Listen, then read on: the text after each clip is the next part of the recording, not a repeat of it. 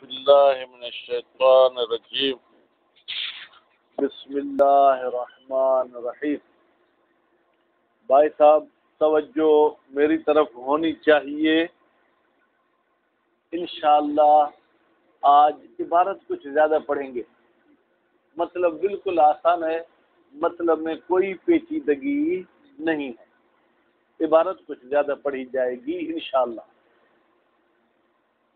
فرماتے ہیں جب کوئی شخص بات کرتا ہے تو بات کرنے والے کو ہم کیا کہتے ہیں؟ متکلم۔ بات کرنے والے کو کیا کہتے ہیں؟ متکلم۔ تو متکلم جب بات کرتا ہے تو اس کے منہ سے جو الفاظ نکلتے ہیں، کبھی ہمیں ان الفاظ کے معنی حقیقی میں شک ہوتا ہے کہ ان الفاظ کی حقیقی معنی کیا ہے۔ مثلا اس نے لفظ بولا سعید، صاد عین یا دال، سعید۔ اب ہمیں شک ہو رہا ہے کہ سعید سے مراد خالص مٹی ہے یا ہر وہ چیز جو زمین ہے اسے سعید کہتے ہیں۔ اگر خالص مٹی ہوگی تو پھر یہ سعید کا لفظ پتھر کو شامل نہیں ہوگا، ریتی کو شامل نہیں ہوگا۔ اور اگر سعید سے ارض مراد ہے، وجہ الارض، جو بھی زمین کا چہرہ ہے، چہرہ یعنی جو بھی زمین کا حصہ ہے، تو پھر یہ سعید کا لفظ پتھر کو بھی شامل ہوگا، ریتی کو بھی شامل ہوگا۔ اب ہمیں اشتباہ ہو رہا ہے کہ سعید کی حقیقی معنی کیا ہے، اس کے لیے ہم کیا کریں؟ فرماتے اس کے لیے امر سادس آپ پڑھ چکے، جس میں علامتیں بتائی گئی تھی جن کے ذریعے انسان حقیقی اور مجازی معنی کو پہچان سکتا تھا۔ دیکھیں سعید کے سننے سے آپ کا ذہن فوراً صرف تراب کی طرف جاتا ہے تو آپ کہیں گے تبادر ہے کہ بھائی سعید صرف تراب کے لیے وضع کیا گیا ہے۔ اگر آپ کا تبادر وجہ الارض کی طرف جاتا ہے تو پھر آپ کہیں گے کہ بھائی یہ علامت حقیقت ہے، سعید وجہ ارض کے لیے وضع کیا گیا ہے۔ تو پس متکلم جب بولے تو ایک مرتبہ ہمیں اس قسم کے شک ہوتا ہے کہ اس نے حقیقی معنی کا ارادہ کیا ہے یا مجازی معنی کا، جس کا حل اور علاج امر سادس میں پڑھ چکے۔ دوسرا شک مراد متکلم میں ہوتا ہے۔ ہمیں لفظ کے حقیقی معنی کا بھی پتہ ہے حاجی صاحب، مجازی معنی کا بھی پتہ ہے، لیکن یہ شک ہو رہا ہے کہ متکلم نے کس معنی کا ارادہ کیا ہے۔ بات واضح ہوگی؟ مراد متکلم میں شک ہے، معنی لفظ میں شک نہیں۔ تو مراد متکلم میں جب شک ہو تو اس کے لیے علماء اصول نے کچھ قوانین بنائے ہیں، جن قوانین کا نام ہے اصول لفظیہ۔ ایک اصول عملیہ ہے جو الموجز کے دوسرے حصے میں آپ انشاءاللہ پڑھیں گے، ٹھیک ہے؟ اصول لفظیہ، ان اصول لفظیہ کے ذریعے آپ مراد متکلم کو سمجھ سکتے ہیں، ٹھیک ہے؟ اصول لفظیہ کتنے ہیں اور کون کون سے ہیں؟ ایک اصالۃ العموم، ایک اصالۃ الاطلاق، یہ دو ہو گئے۔ تین اصالۃ الظہور، چار اصالۃ عدم القرینہ، ہاں اصالۃ عدم القرینہ، ٹھیک ہے؟ اور اس کو عدم القرینہ کو ظہور میں اگر لے جائیں تو پھر اصالت عدم تقدیر۔ مثلا آپ کو شک ہو رہا ہے کہ متکلم صاحب نے یہ جو جملہ بولا اس میں کسی لفظ کو تقدیر میں انہوں نے رکھا ہے یا نہیں رکھا، تو آپ کہیں گے اصل یہ ہے کہ انہوں نے تقدیر میں کچھ بھی نہیں رکھا۔ واضح ہو گیا؟ تقدیر میں رکھنے کی مثال فَاسْأَلُوا یا وَاسْأَلُوا القریۃ، تم پوچھو گاؤں سے۔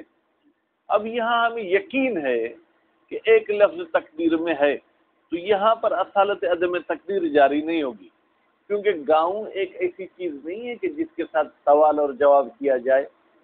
اہل کو تقدیر میں رکھیں گے، لیکن اس کے علاوہ مثلا میں نے آپ کو یہ کہا کل الخبز، روٹی کھاؤ۔ اب آپ سوچ رہے ہیں سائیں نے جو کہا روٹی کھاؤ یعنی شہد کے ساتھ، ٹھیک ہے؟ کل الخبز والاصل، اصل تقدیر میں تو آپ کہیں گے اصل عدم تقدیر ہے، یعنی یہاں پر کوئی جو ہے کیا ہے شہد وغیرہ تقدیر میں نہیں ہو۔ اس کے بعد ایک اصالت ہم نے کیا کہا، اصالت العموم۔ حاجی صاحب ایک لفظ ایسا ہے جس کے معنی کا دائرہ وسیع ہے، متکلم نے وہ جملہ بولا، مثال کیا کہا، اطعم الطلاب، طالب علم کو روٹی کھلاؤ، ٹھیک ہے۔ اب یہ طلاب کا لفظ ہر طالب علم کو شامل ہے، لما کا ہو، سیوطی کا ہو، ہدایہ کا ہو، صرف میر کا ہو۔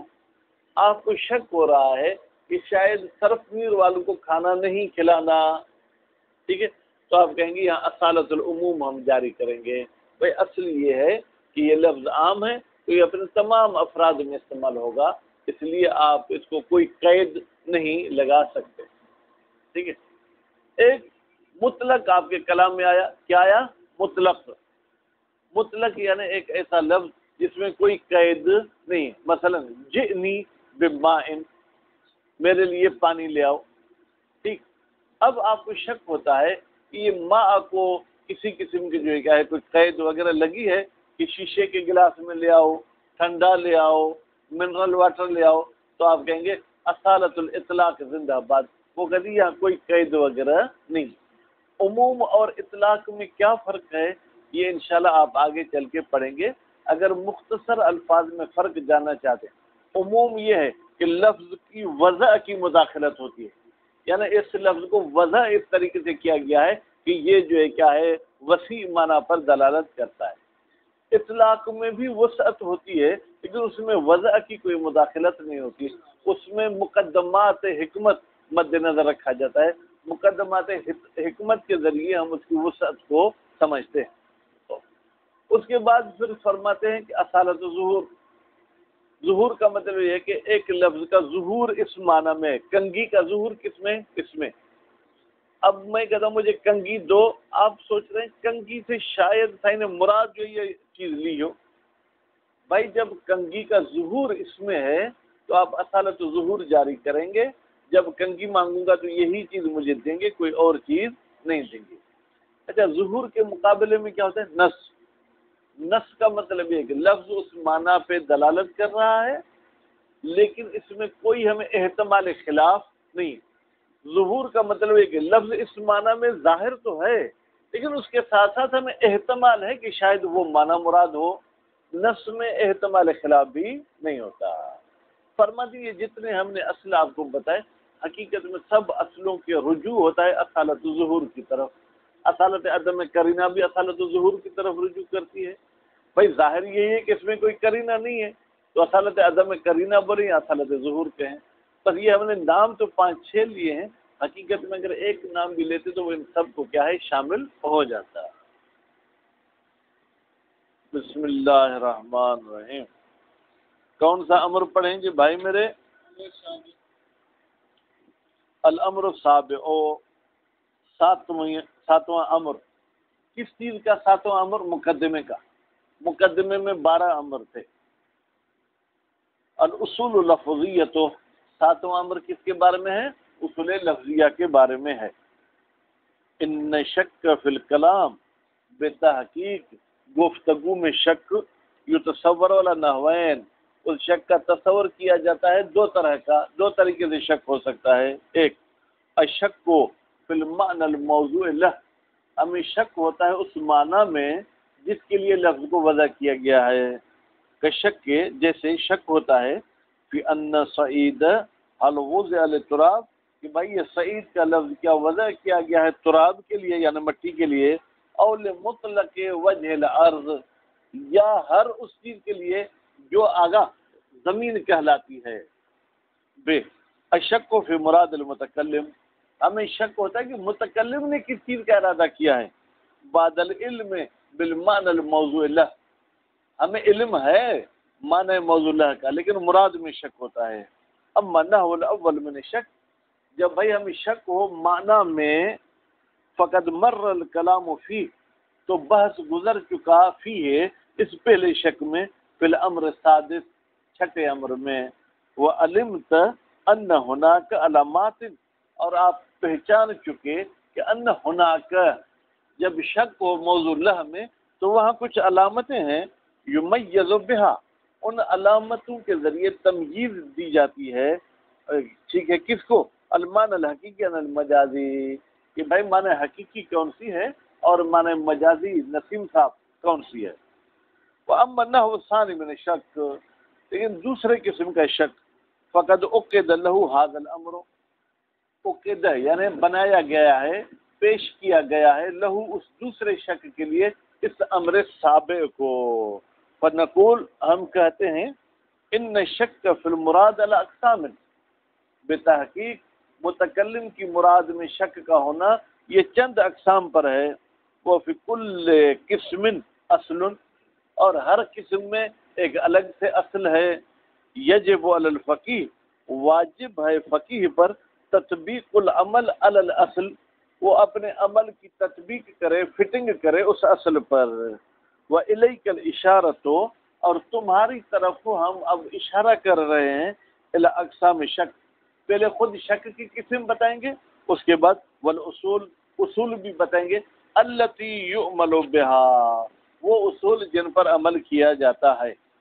اصالۃ الحقیقت، بھائی پہلا اصل یہ ہے، اذا شک، شک نہیں پڑھیں، شک جب شک کیا جائے، فی ارادت المعنی الحقیقی او المجازی من اللفظ، متکلم صاحب نے لفظ سے حقیقی معنی کا ارادہ کیا ہے یا مجازی معنی کا ارادہ کیا ہے، ٹھیک ہے، بین لم یعلم وجود القرینہ، اس طریقے سے کہ ہمیں معلوم نہیں ہوتا کہ کوئی قرینہ موجود ہے، علی ارادت المعنی المجازی، مجازی معنی کے ارادہ پر، ما احتمال وجود، احتمال ہے وجود قرینہ کا لیکن مشاہد یقین نہیں ہے، احتمال ہے، کما، بھائی مثال دے کے سمجھاؤ، کما اذا شک، جیسے شک کیا جائے، فی ان المتکلم، بتحقیق متکلم صاحب نے، حل اراد من الاسد، کیا انہوں نے ارادہ کیا ہے اسد سے، فی قولہ ہی، اپنے اس قول میں،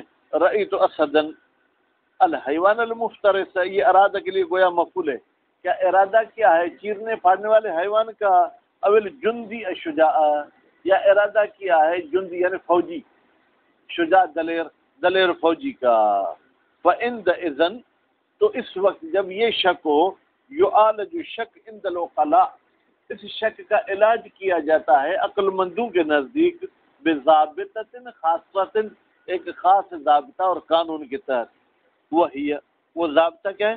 الاخذ بالمعنی الحقیقی، وہ یہ ہے کہ بھائی اسد سے مراد آپ حیوان مفترس لیں، معلوم یدل دلیل علی المعنی المجازی، جب تک کوئی دلیل معنی مجازی کی نہ ہو، شک کی صورت میں بھی گویا کہ دلیل نہیں ہے، وہذا، کہتے ہیں یہ جو ہم نے کیا، کون سا؟ اخذ بالمعنی الحقیقی، ٹھیک ہے، یعبر عنہ باصالۃ الحقیقت، اس کی تعبیر کی جاتی ہے کہ ہم نے اصالت الحقیقت پر عمل کیا ہے، اصالت العموم، اذا ورد عام فی الکلام، جب ایک کلام میں عام آئے، ٹھیک ہے، کما اذا قال المولا، جیسے مولا آپ کو کہتا ہے اکرم بالعلماء، علماء کی عزت کرو، ٹھیک ہے بھائی، اب یہ علماء کا لفظ مشاہد صاحب کیا ہے؟ عام، نحوی کو بھی شامل ہے، صرفی کو بھی شامل ہے، فقیہ کو بھی شامل ہے،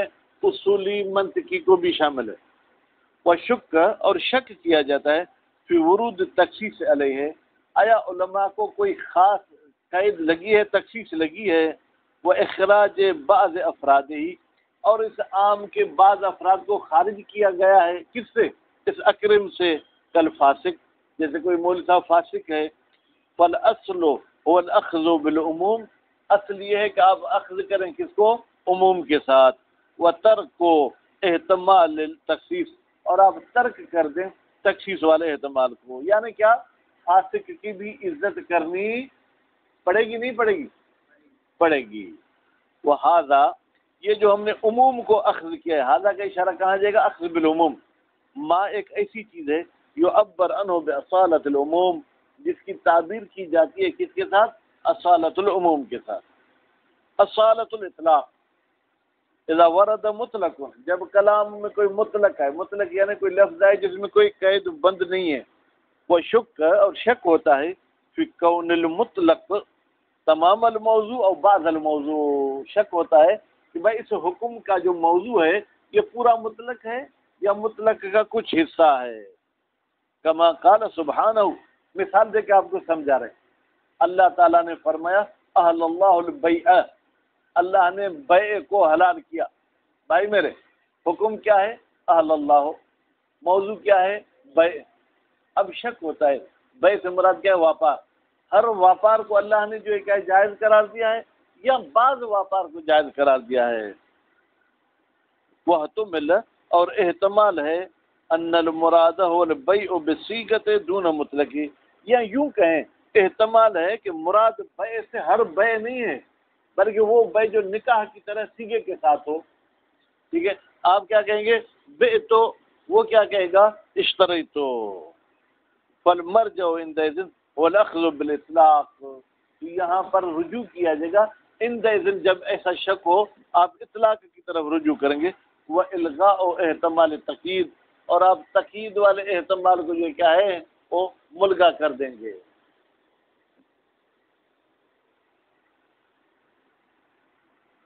خوب وهذا ما يعبر عنه بأصالة الاطلاق، یہ ایسی چیز ہے جس کی تعبیر کی جاتی ہے کس کے ساتھ؟ اصالت الاطلاق کے ساتھ۔ 4 اصالت و عدم تقدیر، اصل یہ ہے کہ بھائی کسی چیز کو تقدیر میں نہیں مانیں گے۔ اذا ورد کلام، جب ایک کلام متکلم کی طرف سے وارد ہو، واحتمل فیہ، اور احتمال ہے اس میں کس کا؟ تقدیر و لفظ خاص، کہ کوئی خاص لفظ تقدیر میں ہے، فالمرجع عند العقلاء، تو وہ چیز جس کی طرف رجوع کیا جائے گا عقلاء کے نزدیک، وہ عدم تقدیر، وہ یہ ہے کہ کوئی چیز تقدیر میں نہیں ہے، الا ان تدل علیہ قرینۃ، مگر یہ کہ اسے تقدیر پر کوئی قرینہ موجود ہو۔ قرینہ موجود ہوگا تو قرینے کے ہم پابند ہیں، قرینہ موجود نہیں ہے تو اصل یہ ہے کہ کوئی قرینہ نہیں ہے۔ وهذا ما يعبر عنه بأصالة عدم التقدیر، بھائی اس چیز کی تعبیر کی جاتی ہے کس کے ساتھ؟ عدم تقدیر کے ساتھ، اصالت عدم تقدیر۔ اصالت ظہور، اذا كان اللفظ ظاہرا فی معنی خاص، جب ایک لفظ ظہور رکھتا ہو کسی خاص معنی میں، ٹھیک ہے، دون ان یکون نصا فی، یہ لفظ اس معنی میں نص نہیں ہے۔ بھائی میرے ظہور اور نص کا فرق میں نے آپ کو بتایا، ظہور میں احتمال خلاف ہوتا ہے، نص میں احتمال خلاف نہیں ہوتا، بحیث اس طریقے سے نص ہو کہ لا یحتمل معه الخلاف، جس میں خلاف کا احتمال ہی نہیں ہوتا ہے، فالاصل ثابت عند العقلاء، تو وہ اصل جو ثابت ہے عقلاء کے نزدیک، هو الاخذ بظہور الکلام، تو یہ ہے کہ وہ کلام کے ظاہر کو لیتے ہیں، ٹھیک ہے، وہ الغاء و احتمال الخلاف، اور احتمال خلاف کو وہ چھوڑ دیتے ہیں۔ وهذا ما يعبر عنه بأصالت ظہور، هذا یعنی یہ اخذ کرنا ایسی چیز ہے جس کی تعبیر کی جاتی ہے اصالت ظہور کے ساتھ۔ ثم ان الاصول السابقہ، بھائی یہ جتنے 4 اصل پہلے گزر چکے، مصادیق لاصالت ظہور، حقیقت میں وہ بھی جز ہیں، مصداق ہیں کس کا؟ اصالت ظہور۔ اصالت عدم تقدیر یہ بھی اصالت ظہور کی طرف رجوع کرتی ہے، یعنی اس کلام کا ظہور اسی میں کہ یہاں کوئی قرینہ نہیں ہے۔ اصالت الاطلاق، بھائی یعنی کلام کا ظہور یہ ہے کہ یہاں کوئی قید نہیں ہے۔ وہذه الاصول، یہ جو ہم نے آپ کو اصول بتائے، مما یعتمد علیہ العقلاء، یہ ایسے اصول ہیں جن پر بھروسہ کرتے ہیں کون؟ عقل مند، فی محاوراتہم، اپنے بولنے میں۔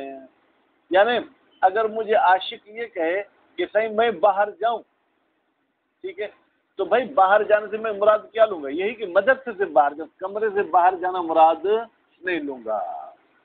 وَلَمْ يَرْضَ عَنْهَا الشَّارِعُ، اور شارع نے بھی نہیں روکا انا ان اصول سے، فَيَا حُجَّةٌ، تو نتیجے میں یہ اصول کیا ہے؟ حجت ہیں، آپ اپنے استنباط میں بھی ان اصول پر عمل کر سکتے ہیں۔ صلی اللہ علیہ محمد و آلہ۔